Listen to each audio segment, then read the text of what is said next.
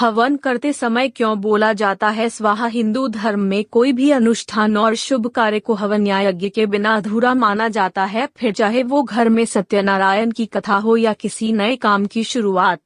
आपने देखा होगा कि हवन के दौरान जितनी बार आहुति डाली जाती है, स्वाहा का होता है अर्थ है किसी वस्तु को सही रीति से दूसरों को पहुंचाना। सरल भाषा में बताएं तो जरूरी भौतिक पदार्थ को उसके प्रिय तक पहुंचाना। बता दे तो हवन में स्वाहा शब्द के उच्चारण का वर्णन श्रीमद् भागवत तथा शिव पुराण में किया गया है। कहते हैं कि किसी भी धार्मिक अनुष्ठान में मंत्र पाठ करते हुए स्वाहा कहकर ही हवन सामग्री अर्घ्य या भोग लगाना चाहिए।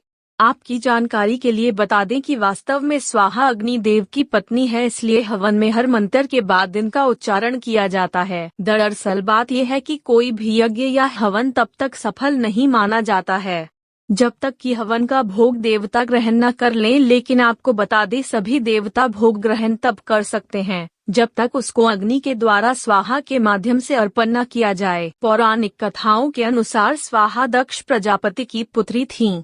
इनका विवाह अग्निदेव के साथ किया गया था। अग्निदेव अपनी पत्नी स्वाहा के माध्यम से ही हविष्य ग्रहण करते हैं। यही नहीं, पुराणों में बताया गया है कि हवन के द्वारा आह्वान किए गए देवता को भोग भी स्वाहा के माध्यम से ही प्राप्त होता है। वहीं दूसरी पौराणिक कथा के अनुसार स्वाहा प्रकृति की ही एक कला है जिसका विवाह अग्नि के साथ देवताओं के आग्रह पर संपन्न हुआ था। इसके अलावा भगवान श्री कृष्ण ने स्वयं स्वाहा को ये वरदान दिया था कि केवल उसी के माध्यम से देवता हविष्य को ग्रहण कर पाएंगे। अगर कोई भी मंत्र जप के दौरान स्वाहा का उच्चारण नहीं करेगा तो उसका जप तप फलदायी नहीं होगा। यही कारण है कि हवन या यज्ञ के दौरान बोले जाने वाले मंत्र स्वाहा पर समाप्त होते हैं।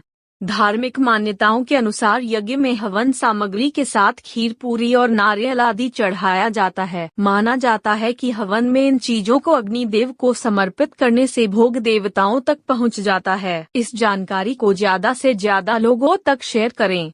वीडियो को लाइक और हमें अपने विचार कमेंट करके बताना न भूलें। वह हमारे चैनल पर बताई गई यह जानकारी कैसी लगी हमें कमेंट में बता दीजिए और इसके साथ ही सब्सक्राइब बटन भी दबा दीजिए।